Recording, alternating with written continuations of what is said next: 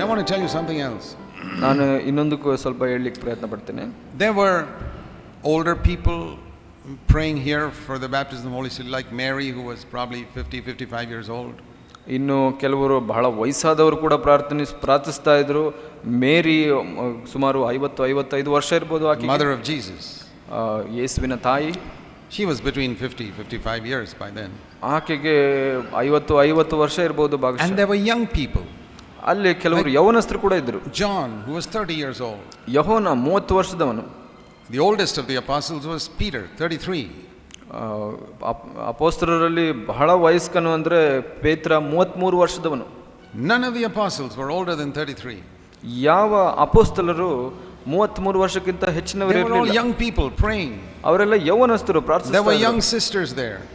ಯೌವನಸ್ಥ ಸಹೋದರಿಯರು, young brothers. I'm sure a lot of young people there, 25, 27, 28 years old. ನಾನು ನಂಬ್ತೇನೆ ಬಹಳಷ್ಟು 25, 27 ವರ್ಷದ ಯೌವನಸ್ಥರಿದ್ರು. Just like many of you. ನಿಮ್ಮ ಥರನೇ, ನಿಮ್ಮ ಹಾಗೇನೆ. I don't believe there were many old people there. ನಾನು ನಂಬೋದಿಲ್ಲ ಅಲ್ಲಿ ಬಹಳ ವಯಸ್ಕರಿದ್ರು ಅಂತ. There may have been a few like Mary's age, but not many. ಕೆಲವರು ಮೇರಿಯ ಥರ ವಯಸ್ಕರು ಇರಬಹುದು, ಎಲ್ಲರೂ ಅಲ್ಲ. Most of the people who followed Jesus were younger people. ಹೆಚ್ಚಿನ ಅಂಶ ಯೇಸುವಿನ ಹಿಂಬಾಲಕರು ಯೌವನಸ್ಥರಾಗಿದ್ದರು. The older people just despised him and wanted to kill him. ವಯಸ್ಕರು ಆತನನ್ನ ನಿಷ್ಠೂರಪಡಿಸಿ ಕೊಲ್ಲಿಕ್ಕೆ ಪ್ರಯತ್ನ ಮಾಡ್ತಾ ಇದ್ರು. So that's a great encouragement to young people like you.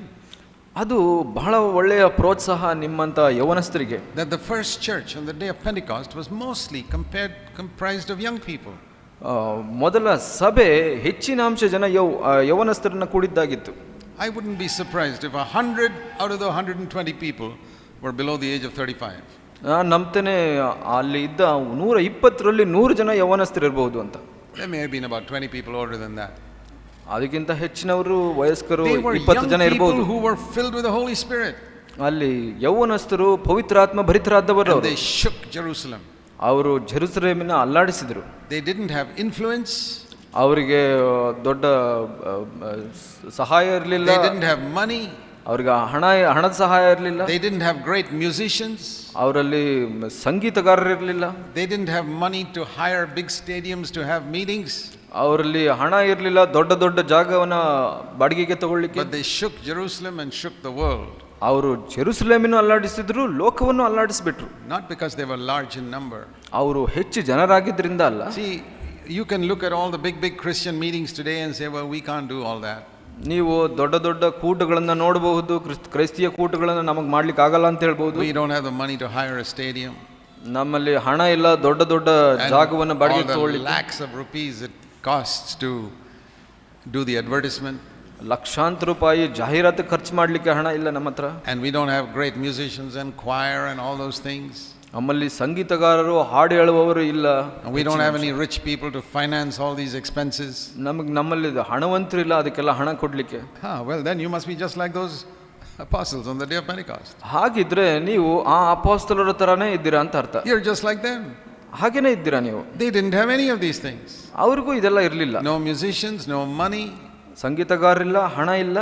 And not only that, the whole city was against them. ಅದು ಮಾತ್ರ ಅಲ್ಲ, ಆ ಊರಿನ ಜನರು ಅವ್ರ ವಿರುದ್ಧವಾಗಿದ್ರು. Imagine if the whole city was against you. ಯೋಚನೆ ಮಾಡಿ, ಈ ಊರಿನ ಜನರು ನಿಮ್ಮ ವಿರುದ್ಧವಾಗಿರೋದು. And they wanted to kill you because they've already killed your leader. ಅವರು ಎಲ್ಲ ಸೇರಿ ನಿಮ್ಮ ನಾಯಕನನ್ನ ಸಾಯಿಸಲಿಕ್ಕೆ ಪ್ರಯತ್ನ ಮಾಡ್ತಾ ಇದ್ರು. These were the people who were praying. ಇಂಥ ಜನಗಳು ಪ್ರಾರ್ಥಿಸ್ತಾ ಇದ್ದಾರೆ ಇಲ್ಲಿ. And that's how the church was born. ಆ ದಿವಸ ಸಭೆ ಪ್ರಾರಂಭವಾಯಿತು. The church was born in the midst of opposition. ಸಭೆ ಒಂದು ವಿರೋಧಿಗಳ ಮಧ್ಯದಲ್ಲಿ ಹುಟ್ಟಿದ್ದು. The church was not born with a lot of Christian television programs. ಸಭೆ ಈ ಟಿವಿ ಕಾರ್ಯಕ್ರಮಗಳ ಮೂಲಕ ಕಟ್ಟಲ್ಪಡಲಿಲ್ಲ. The church was not born with a lot of people asking people to give money for God's work. ಸಭೆ ಹೆಚ್ಚಿನ ಜನರಲ್ಲಿ ಹಣ ಕೊಡಿ ಅಂತ ಕೇಳೋದ್ರಿಂದ ಹುಟ್ಟಿದ್ದಲ್ಲ. Personally, I am absolutely convinced that money and music have replaced the power of the Holy Spirit in today's Christianity. ವೈಯಕ್ತಿಕವಾಗಿ ನಾನು ನಂಬುತ್ತೇನೆ, ಇಂದಿನ ಕ್ರೈಸ್ತತ್ವ ಪವಿತ್ರಾತ್ಮನನ್ನ ಹಣ ಮತ್ತು ಸಂಗೀತ That's why ಮರುಗಳಿಸಿದೆ. I decided long ago in my life. ಅದರಿಂದ ನಾನು ನಿರ್ಧರಿಸಿದೆನು, I will never depend on money, I'll never depend on music. ನಾನು ಯಾವತ್ತೂ ಹಣದ ಮೇಲೆ ಮತ್ತು ಸಂಗೀತದ ಮೇಲೆ ಆತ್ಕೊಳ್ಳೋದಿಲ್ಲ. I am never bothered whether the music is good or bad. ನಾನು ಯೋಚನೆನೇ ಮಾಡೋದಿಲ್ಲ ಸಂಗೀತ ಸರಿ I ಇದೆಯಾ am ಸರಿ ಇಲ್ವಾ never ಅಂತ. bothered whether we have money or no money. ನಮ್ಗೆ ಹಣ ಇದೆಯಾ ಇಲ್ವಾ ಅನ್ನೋದ್ರ ಬಗ್ಗೆ ನಾನು ಯೋಚನೆ ಮಾಡೋದಿಲ್ಲ. Because I see in Acts chapter 2, they didn't have money, they didn't have music. ಯಾಕೆ ಅಂದ್ರೆ ಅಪೊಸ್ತಲರ 2ನೇ ಅಧ್ಯಾಯದಲ್ಲಿ ನೋಡ್ತೇವೆ ಅವರಲ್ಲಿ ಹಣ ಇರಲಿಲ್ಲ, And no money, no music. ಹಣ ಇರಲಿಲ್ಲ, ಸಂಗೀತ ಇರಲಿಲ್ಲ. We have to change our way of thinking, otherwise the way of thinking of this Christian world will change our way of thinking. ಯಾಕೆ ಅಂದರೆ ನಾವು ಯೋಚನೆ ಮಾಡೋ ರೀತಿಯನ್ನು ಬದಲಾಯಿಸಬೇಕು. ಇಲ್ಲ ಅಂದರೆ ಇಂದಿನ ಇರುವ ಕ್ರೈಸ್ತತ್ವದ ರೀತಿ ನೀತಿ ನಮ್ಮ ಮನಸ್ಸಿನ ಯೋಚನೆ ಮಾಡೋ ರೀತಿನ change ಮಾಡಿಬಿಡುತ್ತೆ. I find many people in our churches are influenced by what is happening in Christianity around them. ನನಗನ್ಸುತ್ತೆ ಹೆಚ್ಚಿನ ಅಂಶ ಕ್ರೈಸ್ತರಿಗೆ ಹೊರಗಡೆ ನಡೀತಾ ಇರೋ ಕ್ರೈಸ್ತತ್ವ ಬದಲಾಯಿಸ್ಬಿಡುತ್ತೆ ಯೋಚನೆ. I have watched Christianity for 47 years, which is much longer than all of you. ನಾನು ಈ ಕ್ರೈಸ್ತತ್ವವನ್ನು 47 ವರ್ಷಗಳ ಕಾಲ ನೋಡಿದ್ದೀನಿ, ನಿಮ್ಮಿಂದ ಹೆಚ್ಚು. I have refused to be influenced by all these things I see around me. ಈ ಹೊರಗಡೆ ನಡೆಯುವಂಥ ಕ್ರೈಸ್ತತ್ವ ನನ್ನನ್ನು ಉತ್ತೇಜನ ಮಾಡದೇ ಇದ್ದಂಗೆ ತಡೆದಿದ್ದೀನಿ. I keep going back to the word of God and I see only one thing: they had the power of the Holy Spirit. ನಾನು ಯಾವಾಗಲೂ ದೇವರ ವಾಕ್ಯದ ಕಡೆಗೆ ತಿರ್ಕೊಳ್ತೀನಿ, ಅದರಲ್ಲಿ ಒಂದೇ ಒಂದು ಗೊತ್ತಾಗುತ್ತೆ, ಅವರಿಗೆ ಪವಿತ್ರಾತ್ಮನ ಬಲ. They were not at all interested in money. ಅವರು ಹಣದ ಮೇಲೆ ಅವರಿಗೆ ಆಸೆ ಇರಲಿಲ್ಲ. If they had music, they'd use it. If they didn't have music, they couldn't care less for that. ಅವ್ರಿಗೆ ಸಂಗೀತ ಇದ್ರೆ ಉಪಯೋಗಿಸ್ತಾ ಇದ್ರು, ಇಲ್ಲ ಅಂದ್ರೆ ಬಿಟ್ಬಿಡ್ತಾ ಇದ್ರು. But they prayed and prayed for the power of the Holy Spirit. ಅವರು ಪವಿತ್ರಾತ್ಮನ ಬಲಕ್ಕಾಗಿ ಪ್ರಾರ್ಥಿಸ್ತಾ ಇದ್ರು. They were locked up, beaten. ಅವರಿಗೆ ಜೈಲಿನಲ್ಲಿ ಹಾಕಿ ಒಡೆಯಲ್ಪಟ್ರು. See this example in Acts chapter 4. ಅಪೊಸ್ತಲರ ಕೃತ್ಯ 4ನೇ ಅಧ್ಯಾಯದಲ್ಲಿ ನೋಡ್ಕೊಳ್ಳಿ. We read here that ಇಲ್ಲಿ ನೋಡ್ತೇವೆ the apostles, we read here, were locked up in prison in Acts chapter 4 verse 3. 4ನೇ ಅಧ್ಯಾಯ 3ನೇ ವಚನದಲ್ಲಿ ನೋಡ್ತೀವಿ ಅವರು ಬಂಧಿಸಲ್ಪಟ್ಟಿದ್ದರು ಅಂತ. And then they brought them out to ask them a question. ಅವರನ್ನ ಹೊರ ತರಲ್ಪಟ್ಟರು. 18 ನೋಡ್ತೀವಿ ಅವರು ಹೊರ ತರಲ್ಪಟ್ಟರು, ಅವರಲ್ಲಿ ಪ್ರಶ್ನೆಗಳನ್ನ ಕೇಳಲಿಕ್ಕೆ. And they said, you got to stop preaching in the name of Jesus. ಅವರು ಹೇಳಿದ್ರು, ಯೇಸುವಿನ ಹೆಸರಲ್ಲಿ ಉಪದೇಶ ಮಾಡೋದನ್ನ ನಿಲ್ಲಿಸಬಿಡಿ. And they said, we can't stop, we have to speak what we have heard. Verse 20. 20ನೇ ವಚನದಲ್ಲಿ ನೋಡ್ತೀವಿ, ನಾವಂತೂ ಕಂಡು ಕೇಳಿದ್ದನ್ನು ಹೇಳಲಾರದೆ ಇರೆವು ಅಂತ ಹೇಳಿದ್ರು. You think we should listen to you, verse 19, or listen to God? ಅವರು ಹೇಳ್ತಾರೆ, ನೀವು ಅನ್ಕೊಂತೀರಾ ನಾವು ದೇವ್ರ ಮಾತು ಕೇಳಬೇಕಾ ಇಲ್ಲ ನಿಮ್ಮ ಮಾತು ಕೇಳಬೇಕಾ ಅಂತ. They were ready to go to jail. ಅವರು ಜೈಲಿಗೆ ಹೋಗ್ಲಿಕ್ಕೆ ಕೂಡ in fact they went to jail many times. ಆ ಜೈಲಿಗೆ ಬಹಳ ಸಲ ಹೋದ್ರು ಅವರು. And when they were released, ಅವರಿಗೆ ಬಿಡಲ್ಪಟ್ಟಾಗ ಅವರು verse 23, 23ರಲ್ಲಿ what did they do? ಏನು ಮಾಡಿದ್ರು ಅವರು? They went to the church. ಅವರು ಸಭೆಗೆ ಹೋದ್ರು ಅಂತ ನೋಡಿ. ನೋಡಿ. They said, see, these people are threatening us again. ನೋಡಿ, ಈ ಜನರು ನಮಗೆ ಭಯಪಡಿಸ್ತಾ ಇದ್ದಾರೆ ಮತ್ತೆ. What shall we do? ಏನು ಮಾಡೋಣ? Shall we contact Nicodemus or Joseph of Arimathea? They helped us last time. Shall we use their influence? ಕಡೆ ಸಲ ನಮಗೆ ನಿಕೋದೇಮ ಮತ್ತು ಅರಾಮತಿಯದ ಯೋಸೇಫನು ಸಹಾಯ ಮಾಡಿದ್ರು, ಅವ್ರನ್ನ ಸಂಧಿಸೋಣವೇ? Because they were influential people. ಅವರು ದೊಡ್ಡ ಅಧಿಕಾರ ಇರುವಂಥವ್ರು. We're not bothered about Nicodemus or Joseph of Arimathea. ನಿಕೋದೇಮ ಮತ್ತು ಯೋಸೇಫ ಅರಾಮತಿಯರ ಬಗ್ಗೆ ನಮಗೆ ಬೇಕಾಗಿಲ್ಲ. ನಮಗೆ We're not trying to see if there's some Christians who are in big offices who can help us. ಕ್ರೈಸ್ತರು ದೊಡ್ಡ ಅಧಿಕಾರದಲ್ಲಿ ಇರೋರು ನಮಗೆ ಸಹಾಯ ಮಾಡ್ತಾರೆ ಅಂತ ನೋಡೋದು ನಮಗೆ ಬೇಕಾಗಿಲ್ಲ. We will pray. ಅವ್ರು ಹೇಳಿದ್ರು, ನಾವು ಪ್ರಾರ್ಥಿಸ್ತೇವೆ. Like it says in Psalm 91, he'll call upon me and I will honor him. ಕೀರ್ತನೆ 91ರಲ್ಲಿ ನೋಡ್ಕೊಂಡಾಗ ಯಾರು ಮೊರೆ ಇಡ್ತಾರೋ ಅವ್ರಿಗೆ ಸದುತ್ತರ ಪಡಿತಾರೆ ಅಂದ್ಬಿಟ್ಟು. You know, when you are in a difficult situation, ನೋಡಿ, ನೀವು ಕಷ್ಟದ ಪರಿಸ್ಥಿತಿನಲ್ಲಿದ್ದಾಗ who you turn to shows where your faith is. ನೀವು ಯಾರ ಕಡೆ ತಿರ್ಕೊಂತೀರೋ ಅದು ನಿಮ್ಮ ನಂಬಿಕೆಯನ್ನು ತೋರಿಸುತ್ತೆ. In the Old Testament, ಹಳೆ ಒಡಂಬಡಿಕೆಯಲ್ಲಿ there were times when Israel, they had a difficult situation, they would go to some idol. ಇಸ್ರಾಯೇಲ್ನಲ್ಲಿ ಕಷ್ಟದ ಪರಿಸ್ಥಿತಿ ಇದ್ದಾಗ ಯಾವುದೋ ಒಂದು ವಿಗ್ರಹದ ಕಡೆ ತಿರ್ಕೊಂಡ. And God would make fun of them through his prophets. ದೇವರು ಆತನ ಪ್ರವಾದಿಗಳ ಮುಖಾಂತರ ಅವರಿಗೆ ನಾಚಿಕೆ ಪಡಿಸ್ತಾ ಇದ್ರು. Go to your idol, let's see how much he can help you. ನೋಡಿ, ಹೋಗಿ ನಿಮ್ಮ ವಿಗ್ರಹಗಳ ಕಡೆ ಹೋಗಿ ನೋಡೋಣ ಎಷ್ಟು ಸಹಾಯ ಮಾಡುತ್ತೆ ಅದು ಅಂತ. In the same way, ಹಾಗೇನೆ we can have idols in our life. ನಾವು ಕೂಡ ವಿಗ್ರಹಗಳನ್ನ ಇಟ್ಕೊಂಡಿರಬಹುದು ನಮ್ಮ ಜೀವಿತದಲ್ಲಿ. Where we depend on our resources or on some human being. ನಮ್ಮ ಸಂಪತ್ತು ಮನುಷ್ಯರಲ್ಲಿ ನಾವು ಆತ್ಕೊಂಡಿರಬಹುದು. And God says, okay, you're depending on that, go ahead. ದೇವ್ರು ಹೇಳ್ತಾರೆ, ಓ ಸರಿ, ನೀನು ಅದರಲ್ಲಿ ಹತ್ಕೊಂಡಿದ್ಯಾ, ಹೋಗು ನೀನು. God is so honored when, like these apostles, we turn to him and say, Lord, you help us.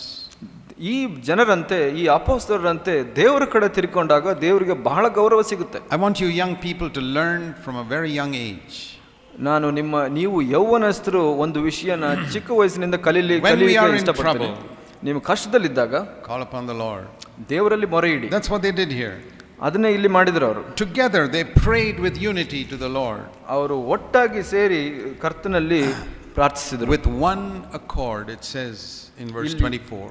24ರಲ್ಲಿ ಹೇಳುತ್ತೆ, ಏಕ ಮನಸ್ಸರಾಗಿ. Wherever God finds people in unity, ಎಲ್ಲೆಲ್ಲಿ ದೇವರು ಜನರು ಐಕ್ಯವಾಗಿರೋದನ್ನ ನೋಡ್ತಾರೆ, for his help, ಆತನ ಸಹಾಯಕ್ಕಾಗಿ ಪ್ರಾರ್ಥಿಸ್ತಾ ಇರ್ತಾರೋ, he always answers. ಅವರು ಯಾವಾಗಲೂ ಉತ್ತರಿಸ್ತಾರೆ. What did God answer? How did God answer? ದೇವರು ಹೇಗೆ ಉತ್ತರಿಸಿದರು? ಇಲ್ಲಿ verse 31, 21ರಲ್ಲಿ ನೋಡ್ತೀವಿ ನಾವು. He filled them with the Holy Spirit all over again. ಅವರನ್ನ ಪವಿತ್ರಾತ್ಮನ ಅಭಿಷೇಕದಿಂದ ತುಂಬಿಸಿದರು. So that is always God's way of answering. ಇದು ಯಾವಾಗಲೂ ದೇವರು ಉತ್ತರಿಸುವಂತ ರೀತಿಯಾಗಿದೆ. They didn't pray, Lord protect us, don't let us go into jail again.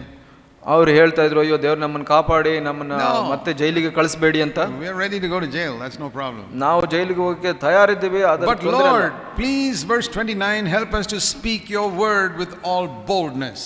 ಅವರು ಕೇಳ್ತಾ ಇದ್ರು, ದಯಮಾಡಿ ನಮಗೆ ಯಾವ ಭಯವಿಲ್ಲದೆ ನಿನ್ನ ವಾರ್ತೆಯನ್ನ ಉಪದೇಶಿಸಲಿಕ್ಕೆ ಸಹಾಯ ಮಾಡು. And do signs and wonders, verse 30, in the name of Jesus.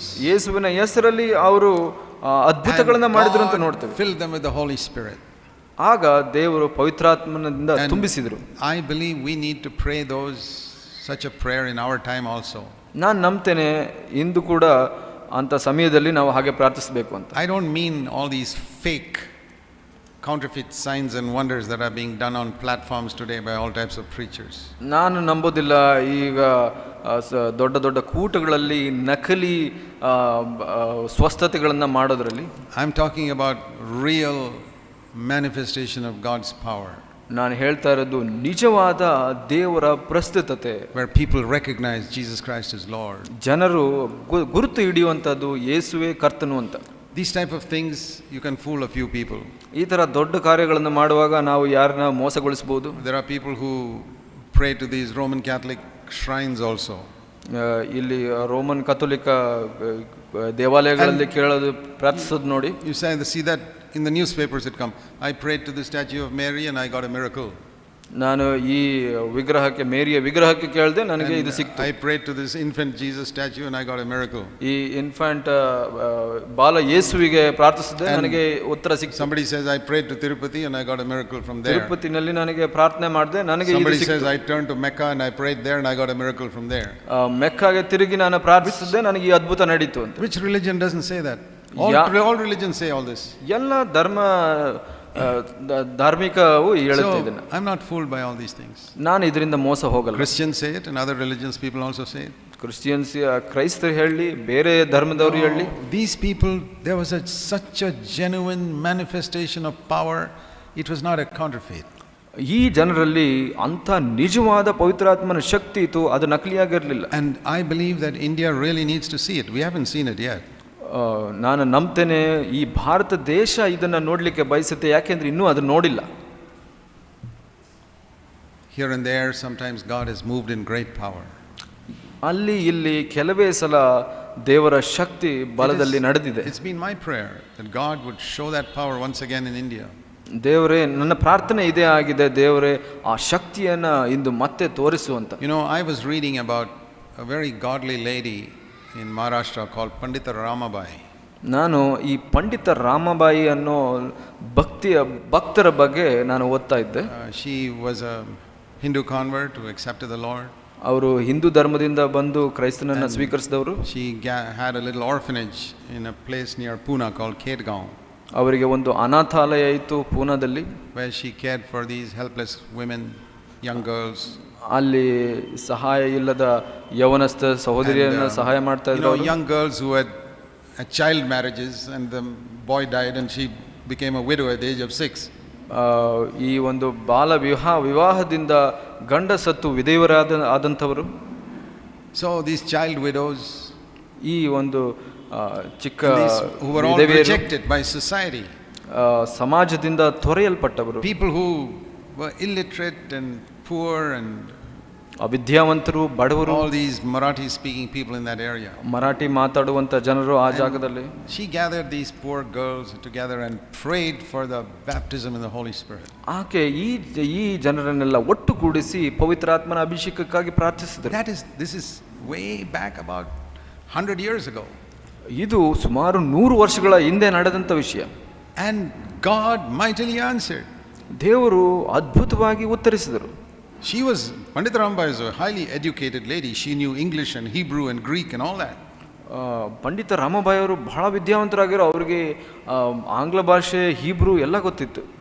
But these are all poor Marathi speaking girls. ಇವರು ಈ ಮರಾಠಿ ಮಾತಾಡುವಂತ ಬಡ ಹುಡುಗಿಯರು. One day the fire of God fell upon them.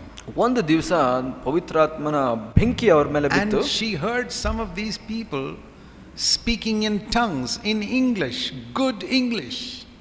ಆಕೆ ಕೇಳಿದ್ರು, ಈ ಬಡ ಅವಿದ್ಯಾವಂತ ಹುಡುಗಿಯರು ಒಳ್ಳೆಯ ಆಂಗ್ಲ ಭಾಷೆಯನ್ನ ಅನ್ಯ ಭಾಷೆಯಾಗಿ ಮಾತಾಡೋದನ್ನ ಕೇಳಿದ್ರು. Hebrew, which she understood. ಇಬ್ರಿಯ ಭಾಷೆಯಲ್ಲಿ ಮಾತಾಡೋದನ್ನ ಕೇಳಿದ್ರು. ಆಕೆ ಅರ್ಥ ಆಯ್ತು ಅದು. And I heard one girl, they thought she was actually on fire. They tried to pour water to quench the fire. ಆಕೆ ಒಂದು ಹುಡುಗಿ ನಿಜವಾಗಿ ಬೆಂಕಿಯಲ್ಲಿದ್ದಾಗೆ ಇತ್ತು. ಹಾಗೆ ಆಕೆ ಮೇಲೆ ನೀರು ಸುರಿಬೇಕಾಗಿತ್ತು ಆಕೆ ಬೆಂಕಿ ಕಡಿಮೆ ಮಾಡಲಿಕ್ಕೆ. Those simple women, they really were a flaming light for Jesus Christ. ಆ ಒಂದು ಸರಳವಾದ ಹೆಂಗಸರು ನಿಜವಾಗ್ಲಿ ಪವಿತ್ರಾತ್ಮನ ಬೆಂಕಿಯಲ್ಲಿದ್ರು. See, God doesn't choose. There was no music, there was no money there. ಅಲ್ಲಿ ಹಣ ಇರಲಿಲ್ಲ, ಸಂಗೀತ ಇರಲಿಲ್ಲ. They had the power of the Holy Spirit. ಆದರೆ ಅಲ್ಲಿ ಪವಿತ್ರಾತ್ಮನ ಶಕ್ತಿ. Those are the type of things I look for. ನಾನು ಅಂಥದನ್ನೇ ಹುಡುಕ್ತೀನಿ. I'm not looking for all these big platforms with American preachers with big lights and lot of money. ನಾನು ದೊಡ್ಡ ದೊಡ್ಡ ಕೂಟಗಳಲ್ಲಿ, ಸಭಾ ಕೂಟಗಳಲ್ಲಿ ಮತ್ತು ಹೆಚ್ಚು ಹಣವನ್ನು ಸುರಿಸಿ ನಡೆಸುವಂಥದ್ದನ್ನು ನೋಡೋದಿಲ್ಲ. It's all like more like the film stars. ಅದೆಲ್ಲ ಸಿನಿಮಾ ತಾರೆಯರಿಗೆ ಮಾಡೋ ಥರ ಅದು. The preacher comes in a helicopter.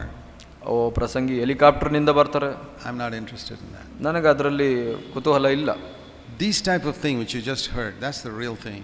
ಇವಾಗ ಕೇಳಿದ್ರಲ್ಲ, ಈ ಥರದ ಪ್ರಾರ್ಥನೆ ನನಗೆ ಮೆಚ್ಚಿಸುತ್ತೆ. If you want that, you got to shut your ears and eyes to what you see in Christendom today. ನಿಮಗೆ ಅದು ಬೇಕು ಅಂದ್ರೆ ಈಗ ನಡೆಯುವಂತ ಕ್ರೈಸ್ತತ್ವದಲ್ಲಿ ನಡೆಯುವಂತದಕ್ಕೆ ನೀವು ಮುಚ್ಚಿರಬೇಕು ನಿಮ್ಮ ಕಿವಿಗಳನ್ನು. Come back to what we see in the Acts of the Apostles. ಮತ್ತೆ ನೀವು ಮತ್ತೆ ಅಪೊಸ್ತಲರ ಕೃತ್ಯದಲ್ಲಿ ನಡೆದುವಂತದಕ್ಕೆ ಮತ್ತೆ I want the genuine power of God in my life. ಕರ್ತನೇ, ನನಗೆ ಆ ನಿಜವಾದ ಪವಿತ್ರಾತ್ಮನ ಬಲ ಬೇಕು. And we need to gather together people who are seeking for power. ನಾವು ಆ ಒಂದು ಬಲವನ್ನ ಕಾದ್ಕೊಂಡು ಹುಡುಕ್ತಾ ಇರುವಂತವ್ರನ್ನ ಒಟ್ಟುಗೂಡಿಸ್ಬೇಕು.